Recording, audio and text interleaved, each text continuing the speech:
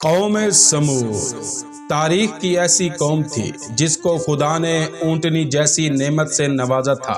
یہ اونٹنی دنیا کی سب سے بڑی اونٹنی تھی۔ انہوں نے اس اونٹنی کو قتل کیوں کیا اور آسمان سے وحشتناک آوازیں کیوں بلند ہوئی؟ اس قوم کا کیا انجام ہوا؟ آج ہم آپ کو قرآن مجید کی آیات اور روایات کی روشنی میں قوم سمود کے بارے میں ساری معلومات دیں گے۔ حضرت ہود علیہ السلام کے عرصہ دراز کے بعد حضرت صالح علیہ السلام قوم سمود پر مبعوث بے رسالت ہوئے۔ یہ قوم سمود بن عابر بن ارم بن سام بن نوح کی اولاد سے تھی اور حضرت ہود علیہ السلام کے چچا زاد بھائیوں پر مشتمل تھی۔ حضرت ہود علیہ السلام کی قوم کو عاد اولا اور حضرت صالح علیہ السلام کی قوم سمود کو عاد ثانی کہتے ہیں۔ عاد اور سمود چچا زاد بھائی تھے۔ جس وقت عاد اولا پر عذاب نازل ہوا تھا اس وقت عاد ثانی یعنی قوم سمود بے مقام حجر میں مقیم تھی جو حجاز اور بلاد شام کے درمیان واقع ہے۔ جب قوم عاد بالکل تباہ و برباد ہو گئی اور ان کی ساری زمین خالی ہو گئی تو قوم سمود نے اس پر قبضہ کر کے اسے آباد کیا۔ قوم سمود کے لوگوں کی عمریں 600 سال اور زیادہ سے زیادہ 1000 سال کی ہوتی تھی۔ حضرت صالح علیہ السلام 16 سال کی عمر میں مبعوث بے رسالت ہونے کے بعد سے 120 سال تک ان میں تبلیغ کرتے رہے، لیکن انہیں اس مقصد میں کوئی خاص کامیابی نہیں ملی اور چند افراد کے علاوہ کوئی ایمان نہ لایا۔ قوم سمود بہت سرکش تھی۔ حضرت صالح علیہ السلام جب ان کی سرکشی سے عاجز آ گئے تو انہوں نے کہا میں تم سے عاجز آ چکا ہوں اور اب تبلیغ کا آخری فیصلہ چاہتا ہوں۔ تو قوم سمود نے کہا اگر تم اپنی تبلیغ پر ڈٹے ہوئے ہو تو عید کے دن ہماری عیدگاہ آ کر ہمیں کوئی معجزہ دکھا کر اپنی نبوت سے مطمئن کیجیے گا۔ بالآخر عید کے دن سب جمع ہو گئے۔ ان لوگوں کے سردار جندع بن عمر بن جواس نے اپنے 70 ساتھیوں کے ساتھ مشورہ کرنے کے بعد کہا اے صالح اگر تم اس بہت بڑے پتھر سے جس کا نام کائبہ ہے ایسی اونٹنی پیدا کر دو جو سرخ رنگ کی ہو اور اس کی پیشانی سیاہ ہو، بدن پر بڑے بڑے بال ہوں، 10 ماہ کی گابن ہو اور کم از کم 1 میل لمبی، اور یہ کہ پیدا ہوتے ہی بچہ دے اور اس میں اتنا دودھ ہو کہ ہم سب اس سے سیر ہو سکیں، اور اس سے جو بچہ پیدا ہو وہ بالکل ماں جیسا ہو، تب ہم تمہاری تصدیق کریں گے اور تم پر ایمان لائیں گے، اور اگر تم ہماری یہ شرط پوری نہ کر سکے تو ہم تمہیں زندہ نہیں چھوڑیں گے۔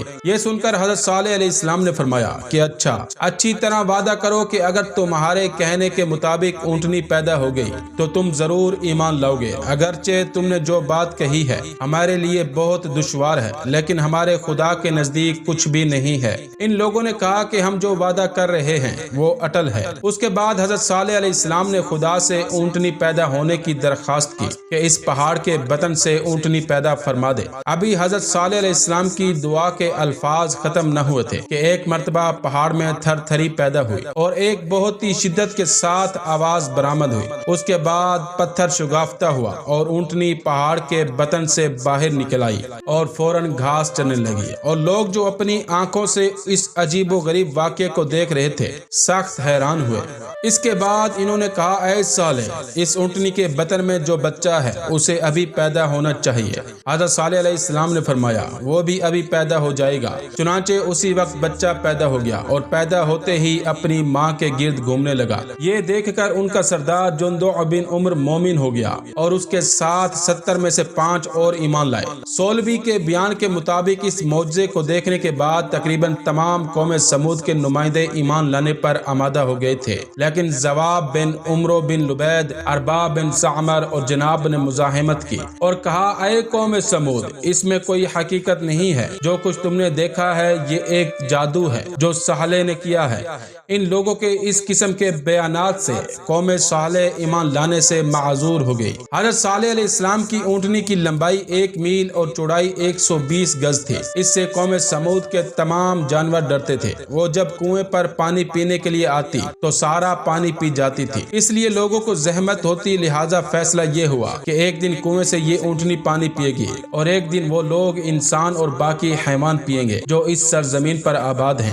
چنانچہ ایسا ہی ہوتا رہا یہاں تک کہ 30 سال کی مدت گزر گئی۔ مؤرخین کا کہنا ہے کہ یہ اونٹنی جب اس کنویں پر آتی تھی جو ایک روایت کی بنا پر 20 قامت انسانی گہرا تھا یعنی بے انتہا گہرا تھا، تو اس کا پانی منہ تک بھر جاتا تھا اور یہ اونٹنی سارے کا سارا پانی پی لیتی تھی، پھر وہ جتنا پانی پیتی تھی اتنا ہی دودھ دیا کرتی تھی، جس سے قوم سمود کے 7 قبیلے سیراب ہوا کرتے تھے اور اس سے مکھن نکالتے تھے اور مختلف قسم کی تجارتیں کرتے تھے۔ ایک روایت میں ہے کہ اس کے بالوں سے دوسرے ممالک میں خرید و فروخت کرتے تھے، یہاں تک کہ کافی مال و دولت اسی اونٹنی کے ذریعے سے فراہم کر لیا۔ تاریخ سے واضح ہوتا ہے کہ حضرت صالح علیہ السلام کی اونٹنی کے متعلق قوم سمود میں 2 قسم کے خیال والے لوگ پیدا ہو گئے تھے۔ ایک وہ لوگ جن کا شمار عوام میں تھا اور وہ اس اونٹنی سے فائدہ اٹھا کر اپنی زندگی سنوار رہے تھے، اور ایک وہ لوگ تھے جو اس علاقے میں پہلے سے برسر اقتدار تھے اور مال و دولت کی فراوانی انہیں حضرت صالح علیہ السلام کی اونٹنی سے فائدہ اٹھانے کی طرف متوجہ نہ ہونے دیتی تھی، اور وہ اس کے وجود کو برداشت کرنے کو تیار نہ تھے۔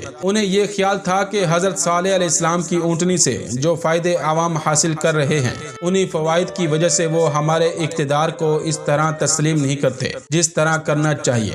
اس کے علاوہ برسر اقتدار طبقے کو پریشانی یہ بھی تھی کہ حضرت صالح علیہ السلام کی اونٹنی کی وجہ سے ان کے تمام جانور آبادی سے جنگل کی طرف بھاگنے کی کوشش کرتے تھے، کیونکہ وہ سب اس سے خوف کھاتے تھے، اور ایسا بھی ہوا کہ بہت سے جانور ڈر کے مارے مر گئے۔ اس علاقے میں ایک عورت برسر اقتدار تھی جس کا نام غنیزہ بنت غنم بن مخلدہ تھا، اور اس کی ایک سہیلی تھی جس کا نام صدوق تھا۔ ان دونوں کا حضرت صالح علیہ السلام کی اونٹنی کو قتل کرنے پر اتفاق ہو گیا۔ اسی دوران حضرت صالح علیہ السلام نے اپنی قوم کو باخبر کیا کہ اسی مہینے میں ایک شخص پیدا ہوگا جو اونٹنی کو قتل کر دے گا۔ اس خبر سے عوام بہت پریشان ہو گئی، کیونکہ حضرت صالح علیہ السلام نے اس کے انجام میں نزول عذاب کا بھی حوالہ دیا تھا۔ ان لوگوں کو ایک تو عذاب سے خوف تھا، اور دوسرا یہ بھی پریشانی تھی کہ اگر اونٹنی قتل ہو گئی تو جو فائدے ہم اس سے حاصل کر رہے تھے وہ بھی ختم ہو جائیں گے۔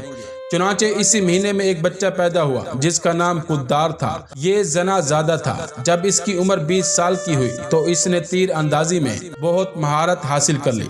اس کے دل میں بھی حضرت صالح علیہ السلام کی اونٹنی کو قتل کرنے کا خیال پیدا ہوا، اور اس نے اس خیال کو پروان چڑھایا۔ اس نے حضرت صالح علیہ السلام کی اونٹنی کو قتل کرنے کے لیے بہت سے لوگوں کو اپنے ساتھ ملایا، یہاں تک کہ اس کا رابطہ وہاں کی بادشاہ غنیزہ نامی عورت سے ہو گیا۔ یہ شخص قدار وہاں آنے جانے لگا۔ غنیزہ کے دل میں بھی اونٹنی کو قتل کرنے کے جذبات پرورش پا ہی رہے تھے کہ اسے ایک مضبوط ہم نوا مل گیا، جس سے اس نے یہ سمجھ لیا کہ اب کامیابی آسانی سے حاصل ہو جائے گی۔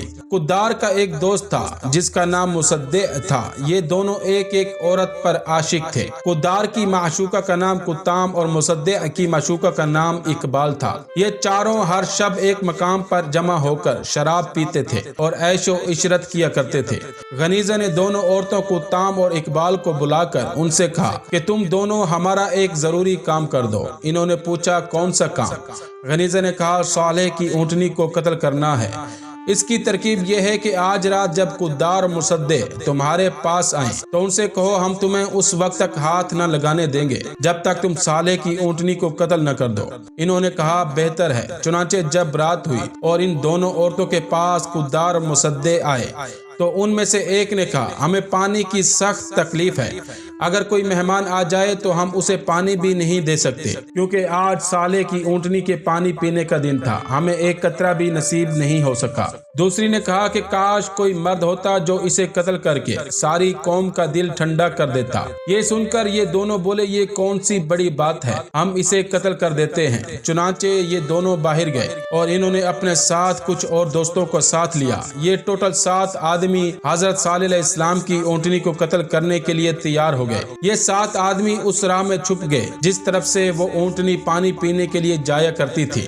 جب یہ اونٹنی پانی پینے میں مصروف ہوئی تو اس وقت ان لوگوں نے اس پر حملہ کیا۔ پہلے ایک پاؤں پر تیر مارا، پھر تلوار چلائی، پھر دوسرے پیر پر تلوار مار دی جس کی وجہ سے وہ منہ کے بل گر گئی۔ پھر تمام علاقے والے اس پر پھٹ پڑے اور اسے ٹکڑے ٹکڑے کر کے اس کا گوشت آپس میں تقسیم کر لیا۔ حضرت صالح علیہ السلام کی اونٹنی جب قتل کر دی گئی تو اس کا بچہ بھاگ کر پہاڑ پر چڑھ گیا۔ جب حضرت صالح علیہ السلام کو اطلاع ملی تو وہ پہاڑ پر تشریف لے گئے۔ بچے نے جو ہی حضرت صالح علیہ السلام کو دیکھا تو وہ آنسوؤں سے رونے لگا اور 3 مرتبہ ماں کا حوالہ دیکھ کر چیخ ماری۔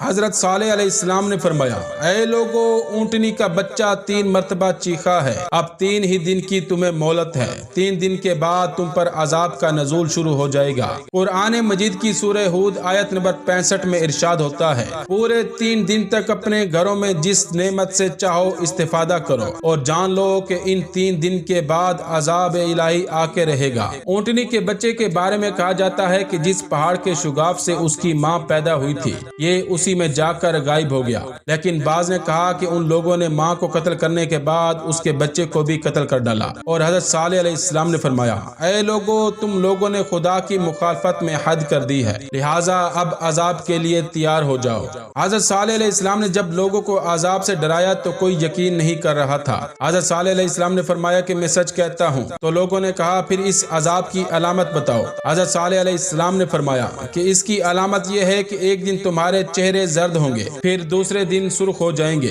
پھر تیسرے دن سیاہ ہوں گے، اس کے بعد عذاب نازل ہوگا۔ پھر ایسے ہی ہوا، ایک دن ان کے چہرے زرد ہوئے اور دوسرے دن ان کے چہرے سرخ ہوئے، جس سے یہ لوگ بہت گھبرائے اور رونے پیٹنے لگے، اور تیسرے دن ان کے نجس چہرے بالکل سیاہ ہو گئے۔ جب عذاب کے نمایاں آثار پیدا ہو گئے تو حضرت صالح علیہ السلام اپنے ایمانداروں کو ہمراہ لے کر شام سے فلسطین کی طرف چلے گئے اور وہیں مقیم رہے۔ حضرت صالح علیہ السلام کے چلے جانے کے بعد عذاب نازل ہونا شروع ہو گیا۔ ایک ایسی آواز آسمان سے آئی کہ اس نے ان لوگوں کے دلوں کو ٹکڑے ٹکڑے کر دیا اور یہ سب کے سب مر گئے۔ قرآن مجید کی سورہ ہود آیت نمبر 67 اور 68 میں ارشاد ہوتا ہے، لیکن ظالموں کو سیہ آسمانی نے گھیر لیا، اس طرح سے کہ یہ چیخ نہایت سخت اور وحشت ناک تھی۔ اس کے اثر سے وہ سب کے سب گھروں ہی میں زمین پر گر کر مر گئے۔ وہ اس طرح مرے اور نابود ہوئے اور ان کے آثار مٹ گئے کہ گویا وہ اس سرزمین میں کبھی رہتے ہی نہ تھے۔ اس کے بعد آسمان سے آگ برسی تھی اور سب کو جلا کر خاکستر کر دیا تھا۔